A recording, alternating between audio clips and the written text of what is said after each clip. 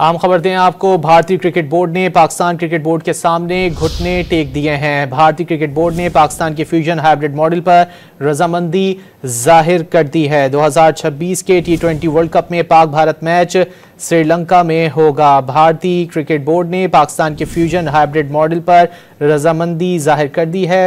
भारतीय cricket board ने fusion hybrid model पर काफ़ी गौर-व-खौज किया, उसके बाद ये रजामंदी जाहिर की गई है। 2026 के T20 वर्ल्ड कप में पाक भारत मैच श्रीलंका में होगा। भारतीय क्रिकेट बोर्ड ने पाकिस्तान क्रिकेट बोर्ड के सामने घुटने टेक दिए हैं। काफ़ी दिनों से ICC का इजलास भी जिसे कहते हैं कि मौखर था, इसी वजह से अब भारतीय क्रिकेट बोर्ड ने पाकिस्तान के फ्यूजन हाइब्रिड मॉडल पर रजामंदी जाहिर कर दी है। ज़राए के मुताबिक 2026 के T20 वर्ल्ड कप में पाक भारत मैच श्रीलंका में होगा। मजीद जान लेते हैं डॉन न्यूज के नुमाइंदे अब्दुल गफ्फार से। गफ्फार, क्या तफसीलात हैं? बाकायदा ऐलान कब तक होगा इस हवाले से? देखिए, काफी दिन से ये जो है मुज़ाकरात चल रहे थे और PCB के हुकाम भी दुबई में मौजूद थे और पाकिस्तान क्रिकेट बोर्ड अपने मुतालबे से पीछे नहीं हटा कि अगर भारत की टीम पाकिस्तान नहीं आ रही तो फिर पाकिस्तान की टीम भी भारत नहीं जाएगी।